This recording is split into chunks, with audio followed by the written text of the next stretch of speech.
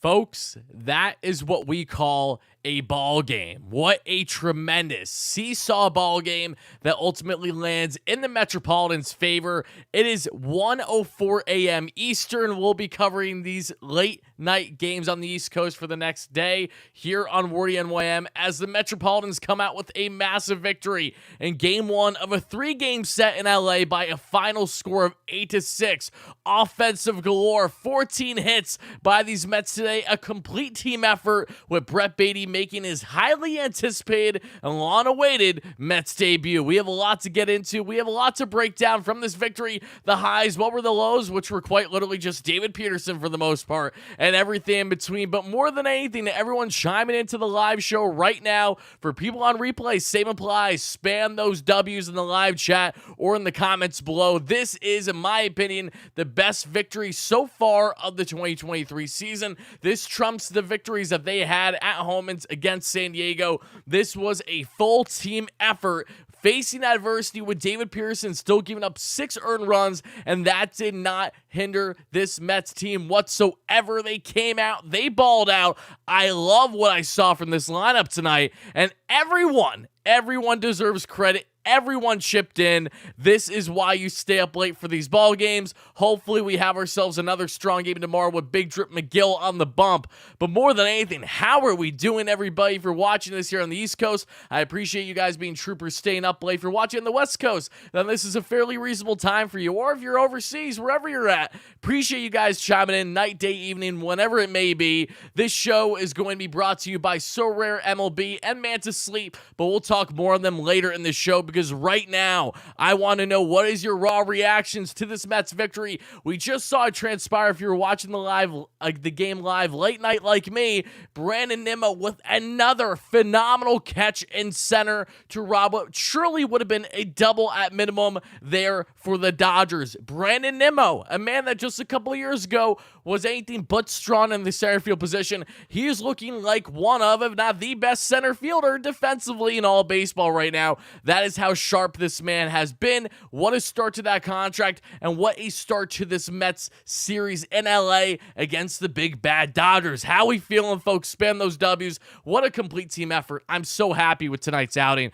I mean, again, when you look at David Pearson and what he dealt with tonight, it just shows you how impressive this offense was for them to overcome that adversity time and time after again. The Mets gained the lead after having a deficit 3 separate times in this ball game, ultimately leading to their victory. 8-6 is your final score. So we're going to be breaking down innings 1 through 9, what transpired in this ball game, what was the biggest highlights for me, along with the highlights that you, of course, are watching here on the show. We'll get into the hitting stats, the pitching stats, my player of the game, a little bit more on Brett Baty and exactly how he did tonight. And, of course, we'll get into our sponsors of the show that you guys are great supporters of. So thank you so much in advance by clicking the links in the description down below if you haven't already. Dave, great member on the channel. How you doing? GD, thank you so much for the donation. Amazing at-bat with Baty, presence, patience, power. The PPPs, as my boys Jolly and Jerry would love to say on Shea Station, right? Thank you so much for the donation. Yoshima, great member. All my members in here. James, how you doing? All my OG viewers live or on replay, appreciate you guys being in here. To all my new viewers, again, appreciate you guys being in here too. But let's break down this ball game. This was a phenomenal one, a massive victory in LA. We knew that this Dodger team is not what we've seen in previous years, right? The depth is lacking. You know, Gavin Lux blew out his knee to start the year. He was supposed to be their starting shortstop. So they have young kids in the mix right now, and they definitely have potential in Outman, Vargas, etc. However, there's a little bit more inexperience than what the Dodgers are accustomed to, and the Mets were kind of able to take advantage of that in this matchup today, especially when evaluating this Mets offense. And on a young Dustin May, who has looked absolutely sharp to start the season, they just handed him easily his worst start thus far 2023. He got flustered. He was definitely looking a little shaky out there. And again, the Mets just took advantage of the opportunities given to them. So that being said, let's break down this ball game. And another update for you all, Justin Verlander continuing to throw fine. He is lined up as of now with expectation to do like a sim game, then at least one rehab start in the minor leagues. He is lined up per Anthony DeComo to more than likely come back next weekend, which lines him up to pitch against the Atlanta Braves for his season debut. So we'll see if that holds true. But a quick update on Justin Verlander, who is in fact a New York Met, in case you're wondering. So always good, a lot of good news on the Mets front right now, to say the least. So Brett the Met has been called up. We saw what he did tonight. We're going to break it down now. So the game starts in the first. Again, something that really frustrated me with David Pearson today. Let's just talk about it now, because we're going to go into the inning by inning. But he ends up giving up 6 earned runs over 6 innings, 7 hits, 6 strikeouts, 0 walks today. The command was there with David when evaluating the strike zone and not throwing out of it. But he allowed 3 home runs on 94 pitches. And if you look at that line, you're like, oh my goodness, he was absolutely terrible today. He hung pitches. That was his issue, because when David Pearson was on, he retired north of 10 straight batters today. He got in a groove, which was sharp for 2 to 3 innings, but it was the home run ball to the big bats of this Dodgers team that he was just hanging his pitches. The slider, when it wasn't hung, was absolutely phenomenal. However, when it was hung, of course Freeman is going to take advantage. Of course Muncy is going to take advantage, right? These are veteran, some of the best hitters in all of baseball. So I'm not shocked by the Dodgers barreling David Pearson, hating pitches down the pipe. But it was a frustrating outing for him today, because when he was having his little stretch, he looked damn sharp, but he just didn't find consistency today. And now he's up to a 6.10 ERA on the year. And that starts with Freddie Freeman taking him deep after 1 out there in the first inning. So it's an early Dodger lead that we see there in the first inning, right? As we get to the second, Pete Alonso with another phenomenal game. Talk about not only Alonso on pace, to hit upwards of 70 bombs this year, but can we appreciate his contact hitting? Alonso is so effing locked in right now. He was phenomenal. He was one of multiple Mets today to have not 1, not 2, but 3 hits on the night. Enrique Pardo, great OG member. Thank you so much for the $10 holla. I appreciate you, my man. Appreciate you chiming in late night, especially if you are here on the East Coast. No less. Thank you so much. Alonso with his first base knock of the day. Wouldn't be his last. McNeil grounds into a double play. However, that wouldn't matter, because Mark Canha gets on base with a single. And Daniel Vogelbach, Hoagie Vogie, baby. We got to just fast forward to it right now. He has to be my player of the game, because talking about taking a monkey off your back, Hoagie Vogie did that by ripping a 2-run ding-dong off of the nasty pitcher that is Dustin May to left. It gives the Mets a 2-1 lead. Again, the first of many lead changes that we would see in tonight's matchup. No less, Vogelbach deserved that. Ended up with another RBI via groundout that I'll discuss more shortly. But Hoagie Vogie has to be my number 1 star. A lot of great offensive production today from this Metropolitan team. But Vogelbach has been off to a really slow start this year. Has been anything but impressive. So to see him barrel that bad boy, Oppo no less, off of Dustin May is definitely a point in the right direction for him.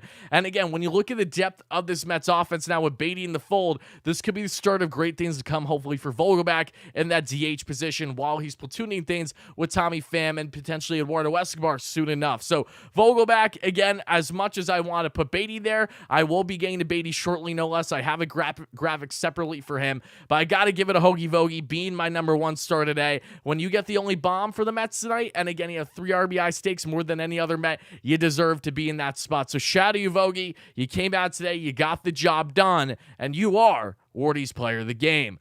D. Lopez, thank you so much for a $2 holla. He says, we're staying up, so sleepy on NYC.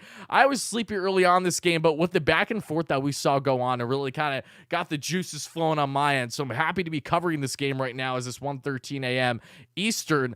Joseph, thank you so much for the $2 holla. He says, we showed grit tonight and had fun out there. Yes, they did, and it was a treat truly to watch what, in my opinion, again, was the best ball game the Mets have played so far this season. And that's even with David Pearson giving up his 6 earned runs. So we advance forward in this ball game after Vogie hits that bomb early on in the second inning. Beatty would have ground out his first at-bat of the 2023 season would then ended. Beatty's every single at-bat that Beatty had today, maybe except for one, were in 2-out situations. It was a little frustrating. I would have liked him to see in more spots where it was less than 2, especially if there's guys on that he could maybe just get an RBI ground out or something. But he would be productive today, both on the offensive end and the defensive end, and that is key. As we get to the bottom of the second, though, Muncy with a single, Thompson with a single, and then wins this schmuck, and I'm calling him a schmuck because I always got to call someone schmuck in my shows.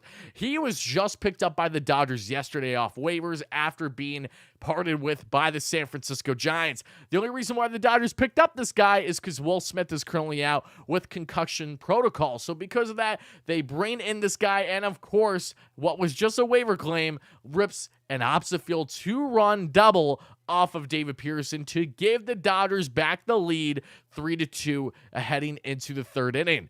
In the third, David Peterson with his first of multiple 1-2-3 innings on the day, this one including one strikeout. Then as we get to the fourth, Francisco Lindor with a hit-by pitch, hit him in the knee, a little shaken up at first, but he was perfectly fine, thankfully. Alonso with an opposite field single, his second hit of the day. McNeil with an Oppo RBI single, first pitch swinging, which is what the reigning NL batting champ does best.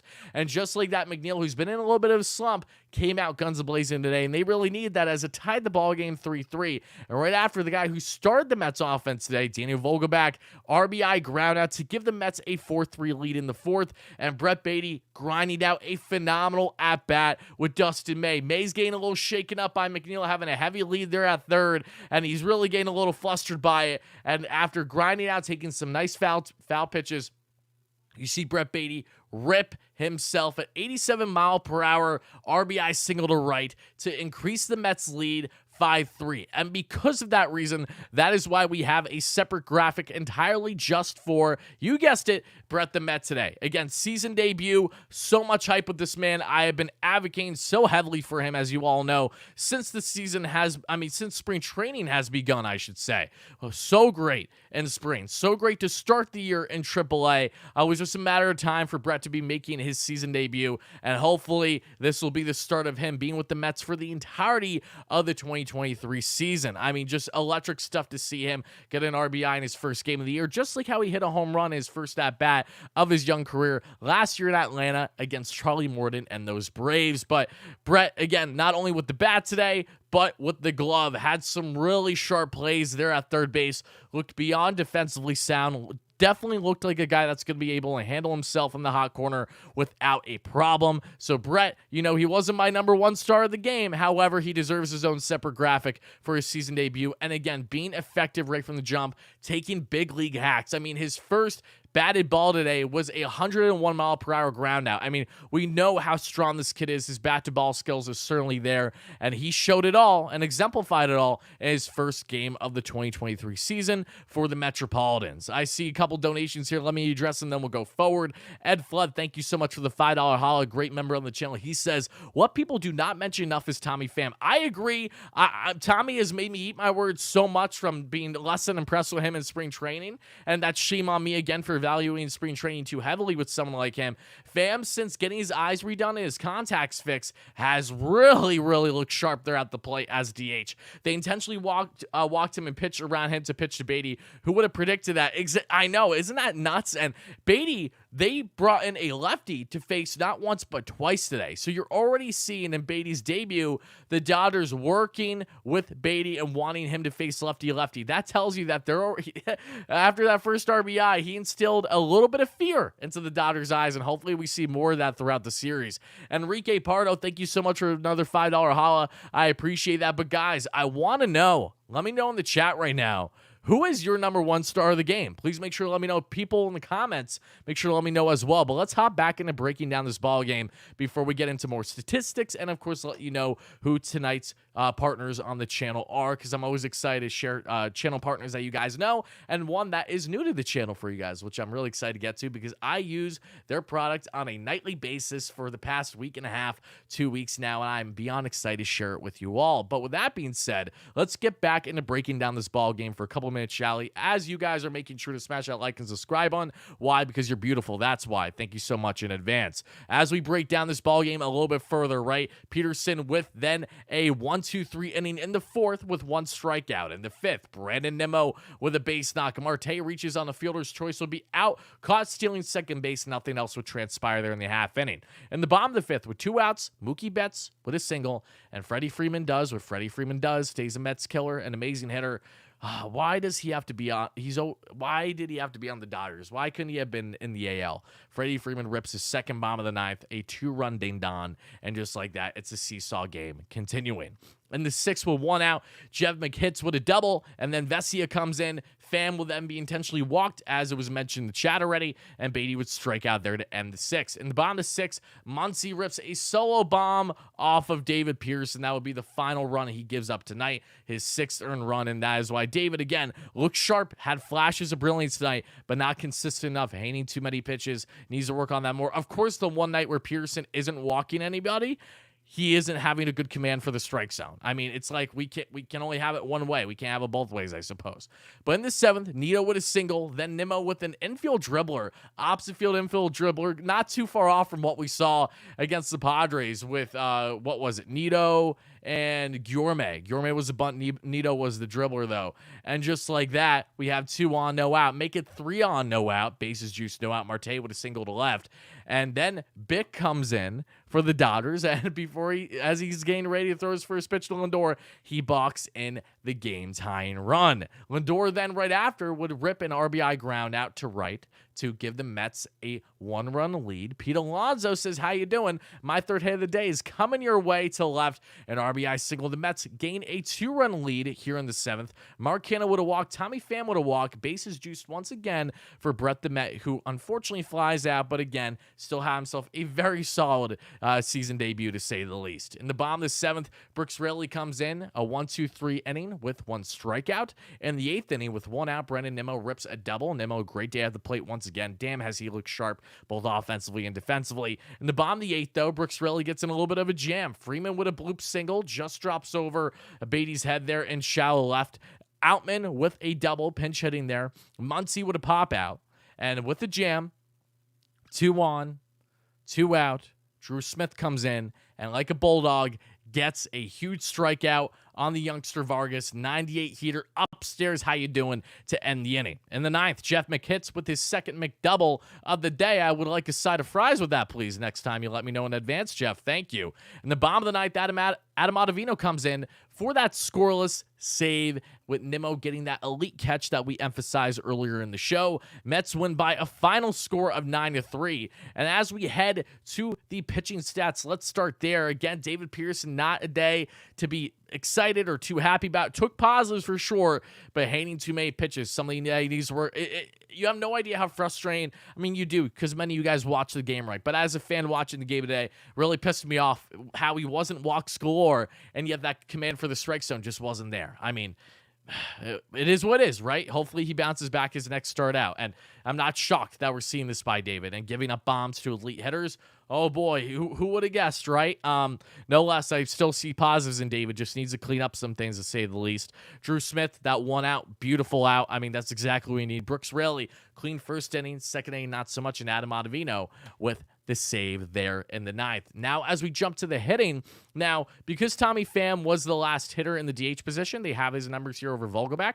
That's something that I still need to fix on my end with my software and how this works. However, we already went over Vogie's numbers, 1 for 2 today with the opposite field home run, 3 RBI stakes on the day, but Brandon Nimmo leading off 3 for 5 with the runs scored and the strikeout. Marte 1 for 5 with a run scored. Lindor 0 for 4, but with an RBI and a run scored. Alonso 3 for 5 with a run scored and an RBI. Jeff McHits, more like Jeff McDoubles times 2 today. 3 for 5 with 2 doubles and an RBI and a run scored. Mark Canha, 1 for 4, can of corn for you. A walk and a run scored. Tommy Pham, 0 for 1, 2 walks today. Pham again, grinding out at-bats. We love to see that. Gourmet didn't have an at-bat, but came in as defensive replacement because Brett Beatty was initially in that spot, who went 1 for 4 today with the RBI that we previously discussed. And Tomas Nido finally barreled a baseball today to lead off the 7th, ultimately scoring a run, ripping a single to left, a high fastball, 1 for 4 with a run scored. And that are your Mets statistics today. So, guys, beautiful Mets game. Beautiful, beautiful Mets. Again, seesaw, hectic, but from the offensive production itself, it was absolutely beautiful. And that's something that I'm happy about, especially when you look at Lindor and Alonso continuing to be productive.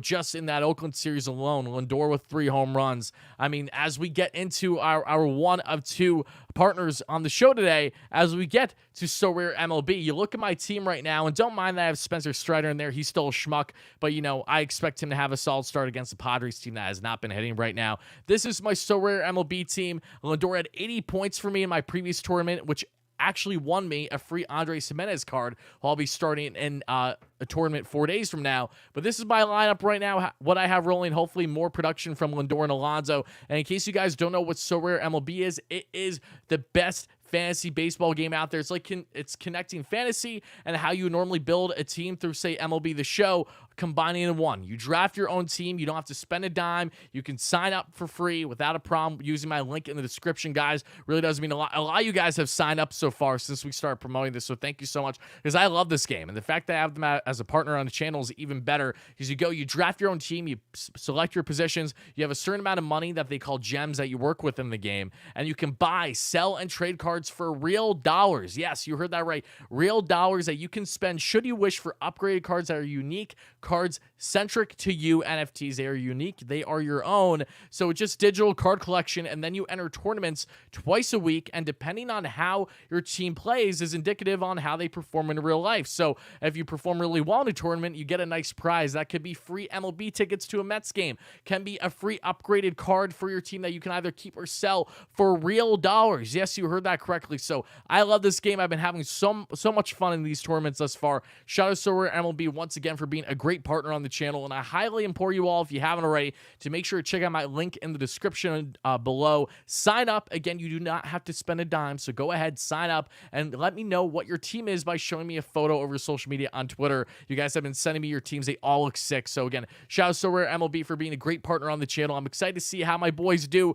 by the end of the tournament, because we still have a couple games left, as you see here, for Strider, Chafin, who's a dog, because of course he is. We love me stuff. Andrew Chafin, Alonso, Lindor, and then I got Sandoval going, Volpe, who's been hitting well for the Yanks. We'll see how he does. Stolen base machine, or he has at least 7 bags this year. Yoshida needs to step up. He has been on a cold streak lately, but no less, appreciate your guys' support on that one. Jason says, sell out. Here's the thing, Jason. I don't give a shit about that opinion. That's the best part, because I love this game. I love having them on as a partner, and because of people like So Rare, they help me do YouTube full time, and I'm greatly appreciated for that. So shout out to them once more. Thank you guys for the support. And we'll get into our final partner on the day, but not yet, because we'll do it to wrap up the show. SR, thank you so much for the $5 holla. Nimmo Golden Glove fam, way better than rough. Mets finally have a DH platoon. They do have a DH platoon, and that's what I told you guys heading into the season initially. This is something that I expected, where we would have Vogie facing mainly lefties, and then we would have Pham facing mainly righties, and that has come to fruition from what we have seen thus far. And again, got to tip the cap to what we have seen with Tommy Pham. He has looked sharp. He has really impressed me with his production thus far.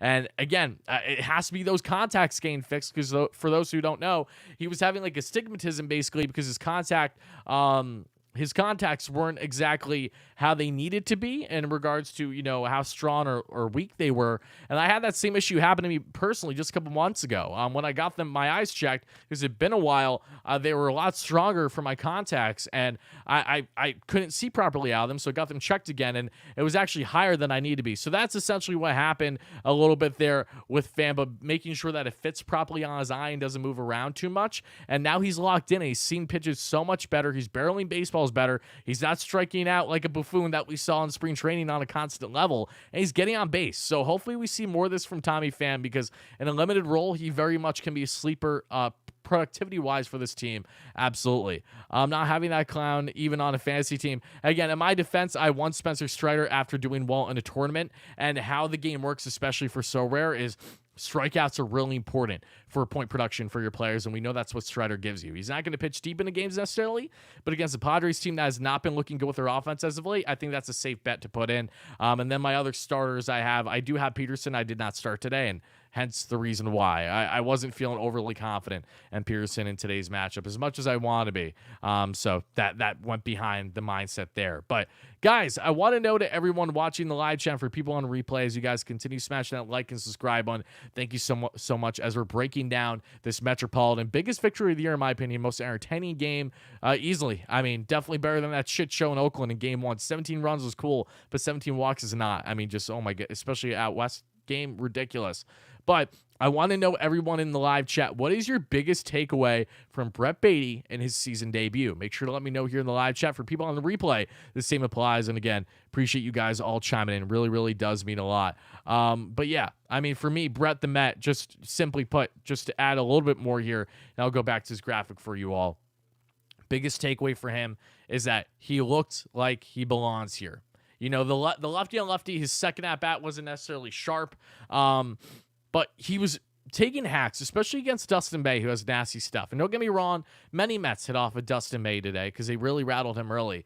But there's something to be said about how Baty locked in, and especially there was a fastball up top that, you know, if that was Francisco Alvarez, he's probably swinging that. So it shows you the level of maturity that Baty already has that is on another level in comparison to Alvarez thus far in their respective young careers. And Baty has always been known for his bat-to-ball skills first. When you look at his projections, he's expected to excel at the major league level as an above-average third baseman, potentially even star level, based on his bat-to-ball skills alone. And now you're telling me the defense is starting to come into play? You know, it's almost like working all offseason with a previous stud defender for a long time there in Colorado, and Troy Tulowitzki, spending time together down in Texas, along with Matt Chapman. You know, that's only going to bode you well for your defensive development. So you got to give props to Baty for hustling his ass off and not taking the demotion negatively when he was first sent down this year, and absolutely tearing the base cover off the baseball with 5 home runs, 15 RBIs, you know, 400 average, 500 OBP, leading all of AAA, and average exit velo at 100 mile per hour even. I mean, you got to give him credit for what he's done. He looks like he belongs here. And more than anything, I'm just damn excited to see more of him. I really am. This should be our starting third baseman for the vast majority of the year, with Eduardo Escobar splitting time at every once in a while at third base, you know, and then at DH platoon. I think there is still productivity to be had with Eduardo Escobar, but at an everyday level, you know, he hasn't proven that at a consistent basis more than a month and a half last year. So, you know, time to give the keys to the kids, and got to give credit where credit's due. Billy Epler did not wait too long to bring up him. And, you know, this Mets offense can look extraordinarily more deep if you have consistency at the hot corner. And it looks like that they may have found it in the young Brett the Met. Not that he's supposed to be a savior or anything of that nature, but just getting consistent production at that position is vital. It's important. And hopefully we see plenty more of that for not only the rest of the months to come, but for the years to come, led by Brett the effing Met. So that's my final 2 cents on Baty for tonight. Beyond happy. You guys should have seen my reaction when he ripped that RBI. I was spamming on Twitter, I am erect. I was half joking. I mean, how are you not a little excited, you know, in any way, fashion, or form, when you see Brett rip an RBI double, and what was a nice grinded out at bat. You know, it wasn't just like first pitch swinging, getting lucky. No, he grinded it out to get the pitch that he wanted and took advantage of what was thrown at him. So, yeah, that's my thoughts. I'm going to read some of your thoughts, too. I'm also going to tomorrow night's game. Very excited. Awesome, Enrique. Have a fantastic time, my friend. That's going to be a lot of fun. When is Katana supposed to come back? Not until later on in the year. Mets will be lucky if they get him for the final couple months, honestly, because it's tricky building Quintana up and having to do like over a month of rehab probably starts. It's going to be a bit for him. So we'll see what the Mets do with the rotation, and if they say do anything external, if they feel the need to, at the trade deadline in the first week of August, or I think first week of August when we get there. But we'll talk about that when the time's right, because now is not the time. But what is the time is to get to our second sponsor of the night, guys, because I got to tell you, let's see here. Oh, let's go right over here. Manta Sleep, for those that don't know, is the best. I have never been a sleep mask advocate. I've never used it at all. But this came in my possession over the past 2 weeks. And when I tell you that, especially after doing these post-game shows, including tonight, where it's 1:32 a.m. Eastern, it can get difficult for me to get comfortable sleep at night because I was all juiced up for my post-game shows. But I popped this puppy on. It helps with my overall sleep. It blocks out all sunlight in general. It is beyond affordable, and I absolutely love it. So I'm going to be wearing this bad boy. You absolutely know it tonight for sleep. And if you guys are struggling with your sleep at night, especially if, say, you're like me and I hate having light come in my room, you just have this bad boy on, and it does a world of difference. So I got to tell you guys briefly what is Manta Sleep for you all that aren't aware, because I've never seen sleep masks this revolutionary. There are literally like a trillion different kinds that they have. They have a sound mask in which you can literally play Bluetooth music throughout the night. So if you want soothing waves, whatever you want to play, you can do that. I have the Pro mask to the top right that you guys see there. That's beyond comfortable. You can roll around and it's not going to be uncomfortable at all for you. It's flexible, it's soft, it's easy. They have a silk mask which stays nice and cool. They have a really nice sleep mask too. And they even have coolant masks. They have ones that can literally give you coolant and have it nice and cold around your eyes for a nice, cold, comfortable sleep. They have other ones that literally you can heat up and have it basically be steaming around your eyes. Again, if you want to talk about the most bougie and affordable sleep masks out there, that is going to be Manta Sleep. So make sure to check them out using my promo code WARDY for 10% off if you guys are so interested. Again, if you're staying up for these late West Coast games like I am, and you do struggle with sleep at night on a consistent basis, that at minimum, you should be doing yourself a favor by checking them out. So once again, make sure to check out Manta Sleep. Check out the link in the description down below using promo code WARDY for 10% off your first purchase. And shout out Manta Sleep again for being a great supporter here on WardyNYM. And again, it's funny because I know that it might seem like a little bit of a peculiar partner, but literally, this thing is fantastic, and I'm not just juicing up because they're a partner.